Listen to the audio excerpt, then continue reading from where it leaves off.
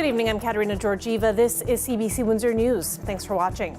Tonight, concerns over a potential new hurdle for the drug consumption site in Windsor. Plus, this COVID long hauler says there's a gap in care in our city after a recovery program was discontinued last year. Remembering and honoring the lives of Indigenous women and girls. An annual event calls for more action.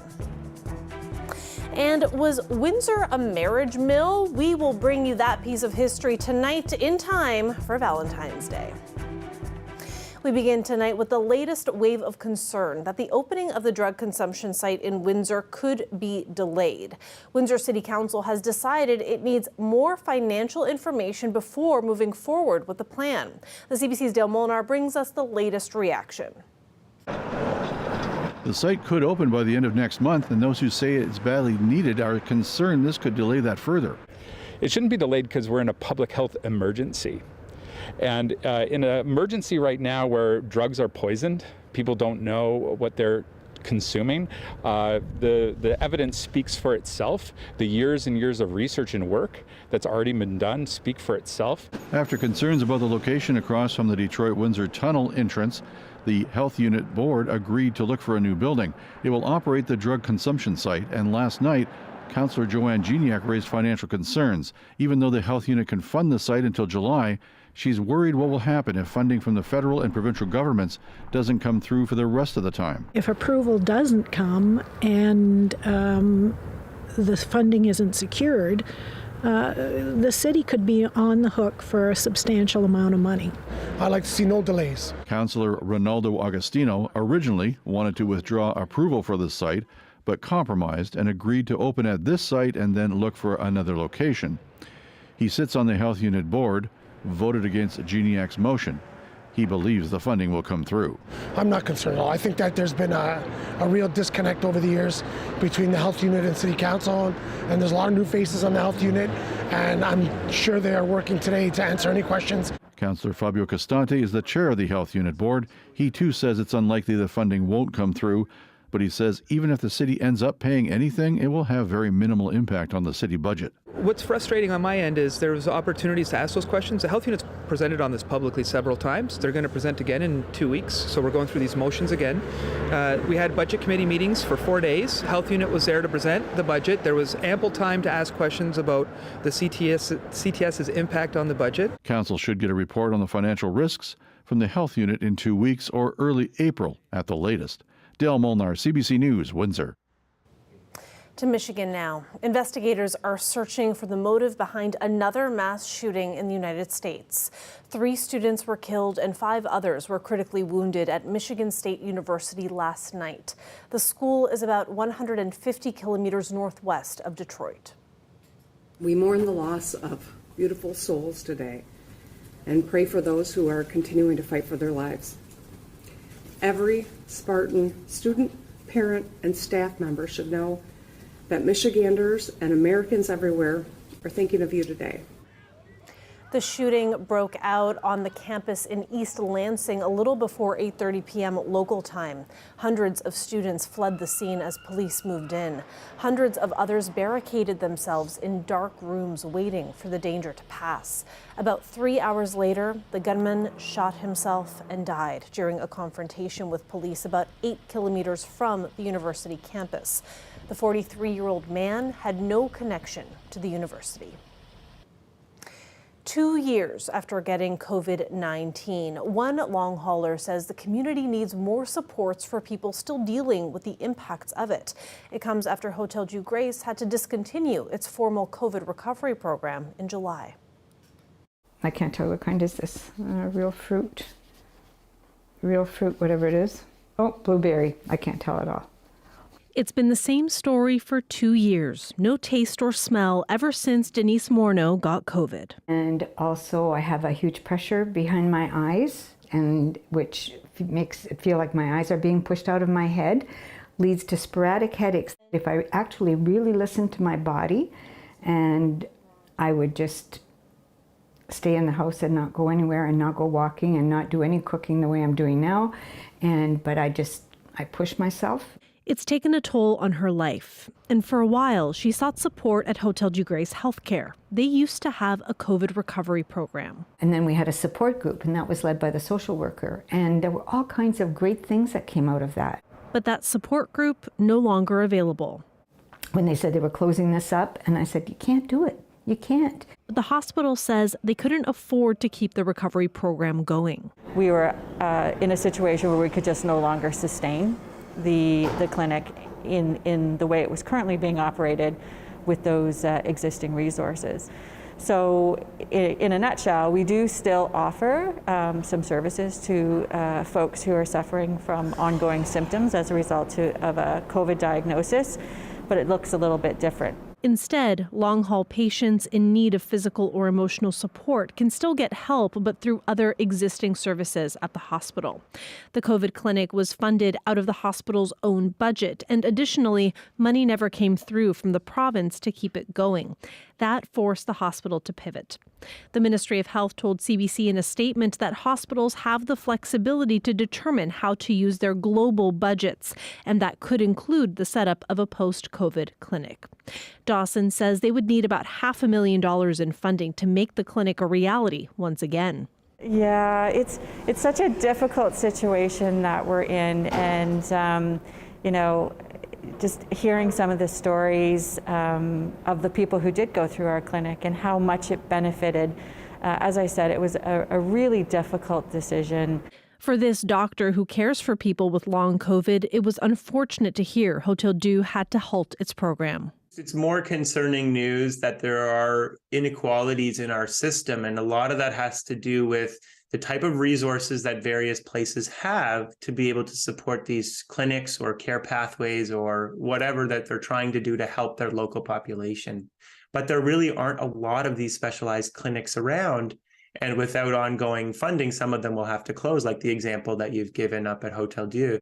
In the meantime, Morneau says she and a handful of other long haulers still get together at a local Tim Hortons, but it's not quite the same. It's so hard to describe how that heaviness that can come over, and because people look at me and say, well, you look great.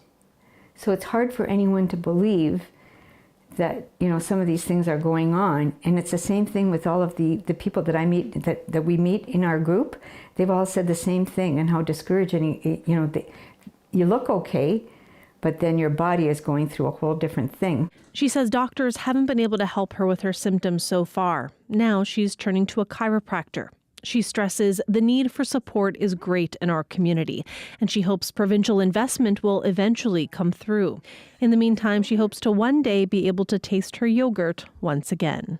I just don't know which day yet, but one day at a time. How can Windsor's boards and committees be more representative of our diverse community? That was the focus of Councillor Kieran McKenzie's question to City Administration last night. It comes after CBC's coverage of the all-white police board and community criticism around it. And diversity standpoint, and also some discussion about the transparency around those processes. So just in hearing that feedback that we've been getting from the community, you have to find that balance between skills, appropriate skills, and again, making sure that the people that are sitting in those and have the opportunity to serve the community in those roles are in fact representative of the community that they're serving. So it's a challenging balancing act. McKenzie has also asked administration to look at how other municipalities appoint members of the public to boards. In Windsor, it's all done in camera. In London, for example, names of applicants are made public and council discusses those applications in public as well. They've been doing that for the last 15 years. Administration will respond to Kieran McKenzie's question at an upcoming meeting. To news overseas. Syria was already in the midst of a 12-year war when the deadly earthquake struck last week. And while both sides of the Turkey-Syria border saw widespread devastation, humanitarian aid isn't able to reach millions as easily in Syria. Susan Ormiston has more on the country's crisis within a crisis. Grief grips his heart. A week after the disaster, Nader Fadl visits his home in Jable. He lost his wife and 2 sons, buried alive under the rubble. Only my daughter and I survived because we weren't in the house, he says. I used to sleep in the living room. Now it's on the ground. There was no rescue here, no diggers or cranes to dislodge the mountains of rubble in northwest Syria. And aid has only trickled in the past week. A camp at a school in Aleppo offers temporary shelter for some families. But the enduring trauma from more than 10 years of a brutal civil war makes recovery all the more difficult. A crisis within a crisis where they continue to face complex situation of displacement, of fear, and extreme cold weather. Tons of medical and humanitarian supplies are now arriving in Syria. And the Bashar al-Assad regime has agreed under pressure to open 2 more land crossings from Turkey, vital for moving humanitarian supplies into northwest Syria. Aid must get through from all sides to all sides through all routes without any restrictions. Guterres appealed for nearly $400 million US for Syria. While millions already rely on food aid from the WFP, more is needed, including cooperation amongst warring factions. Inside of northwest Syria, we work on the basis of negotiating access. So in order to have the trust of all of the parties to the conflict to allow the food to continue to coming in, we have to negotiate that.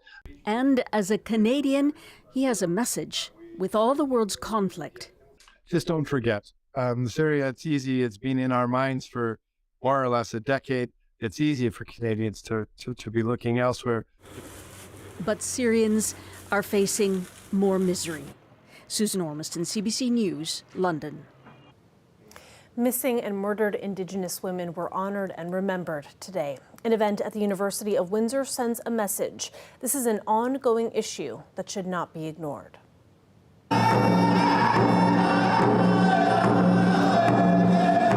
This is an ongoing initiative that was started by students 5 years ago in 2015, and it's just to bring more awareness and to keep awareness moving about missing and murdered Indigenous women and bringing in important people that we have access to within the community.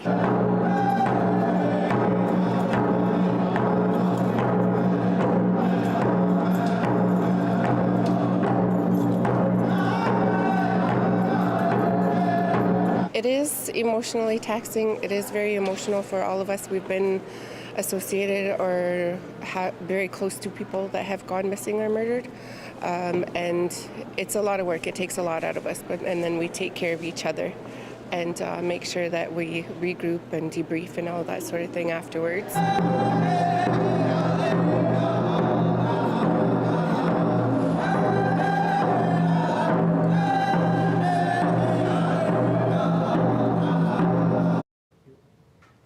Was Windsor blinded by love or money? The city has a history of being a hotspot for quickie American weddings. And as CBC's Jennifer LaGrassa finds out, it wasn't all wedding bells and white dresses. They came in ferries, arriving at the foot of Windsor, ready to commit to forever. And for some of them, this was their only option to do that. Changes to Ontario's Marriage Act in 1875 made it easier for couples near and far to sign a license here compared to the United States. What that meant was that runaway couples whose parents didn't approve or people with large age gaps, even first cousins, could get married here with little questions asked. There were a lot of just very impulsive people that would cross on July the 4th and go back married. And here in Windsor, it was quite a booming business.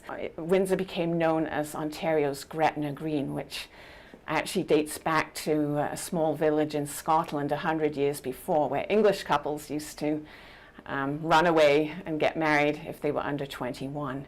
So that's kind of where the Gretna Green concept comes from. This is a story of a couple with a 50-year age gap. And this one's of a runaway couple that didn't quite make it as the bride's father caught them just before. And this one's of a young couple that kept their marriage under wraps. But there was controversy. As the marriages increased, so did Detroit's divorce rate, creating headlines like "Wed in Windsor, repent later."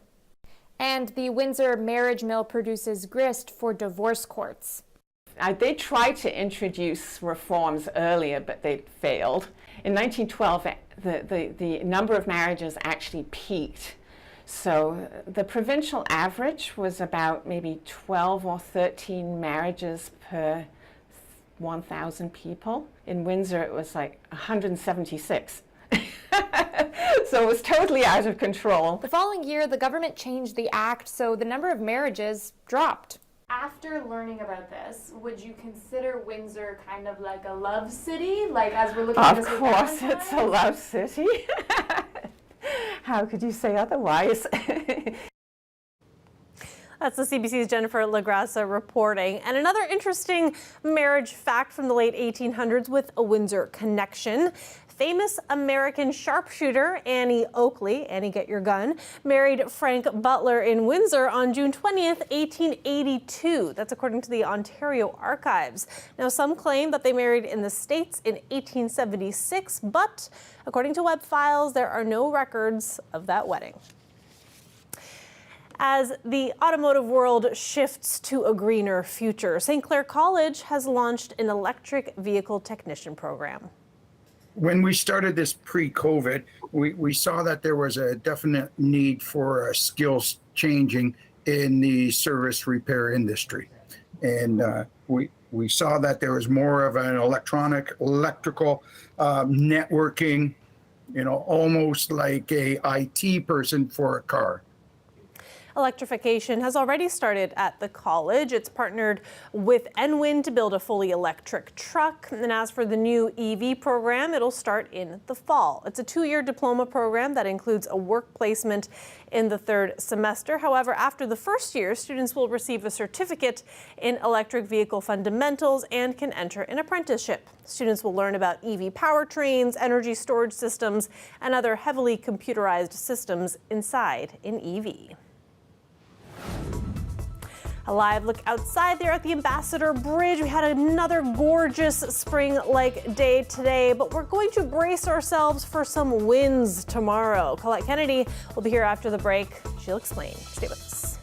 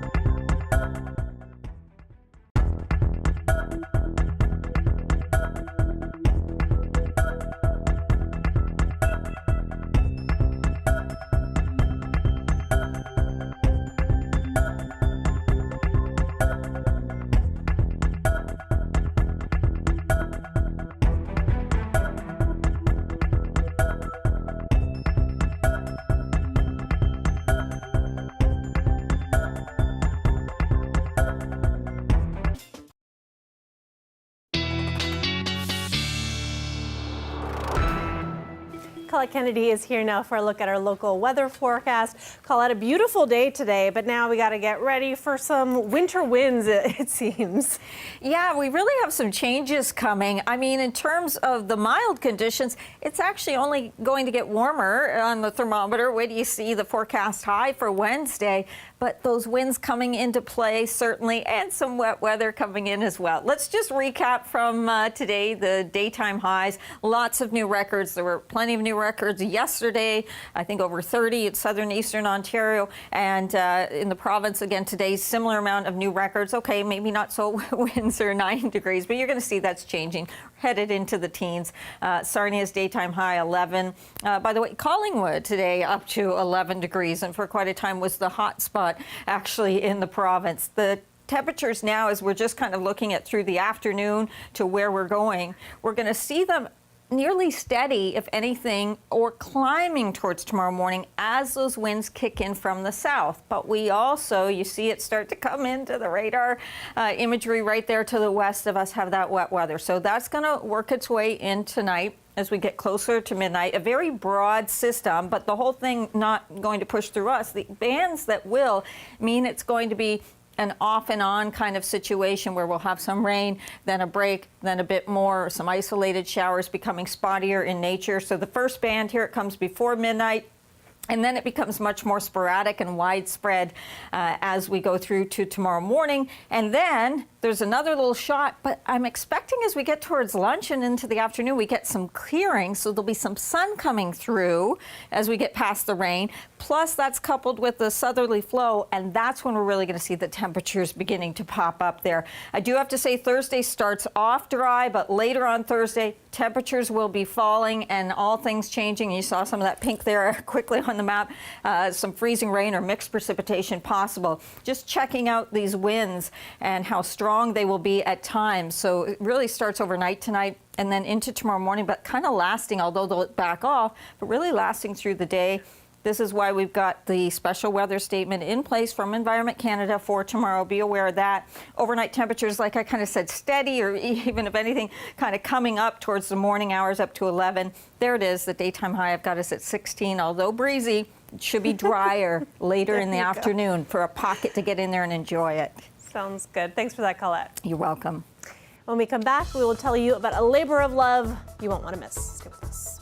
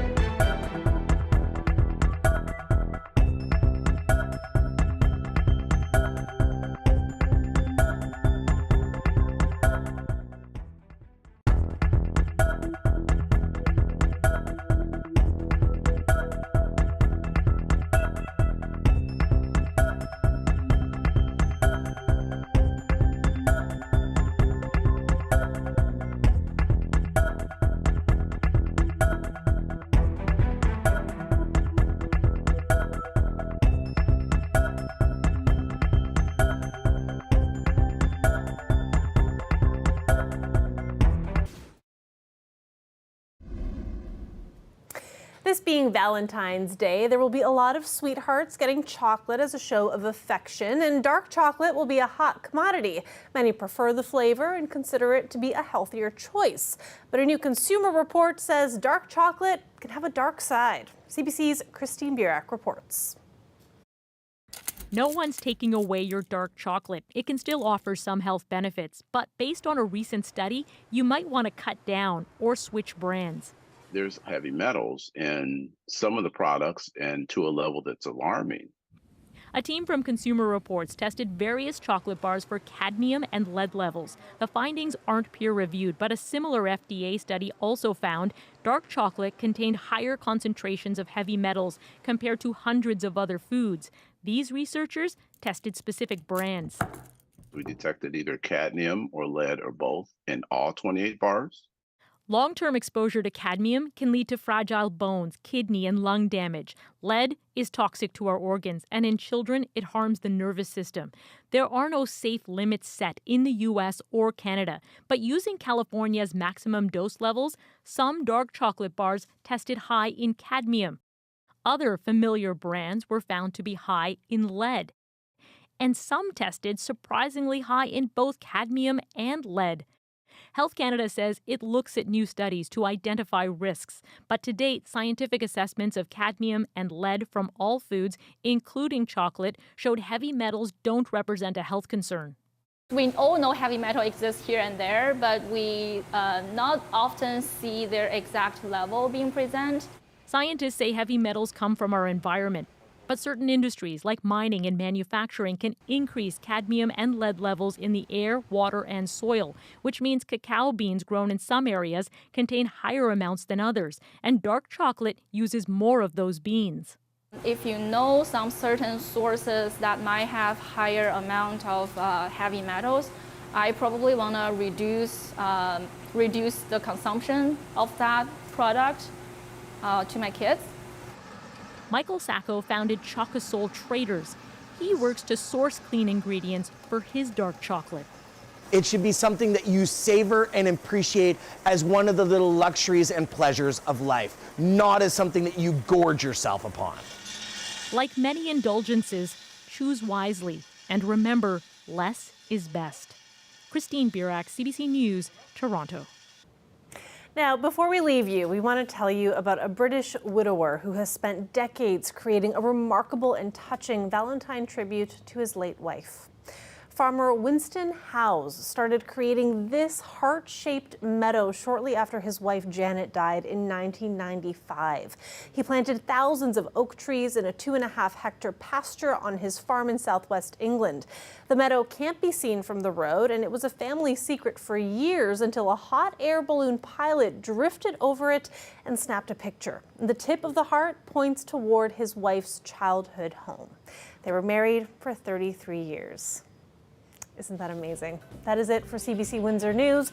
For news anytime, go to cbc.ca/Windsor. Thanks for watching. Have a good night and happy Valentine's Day.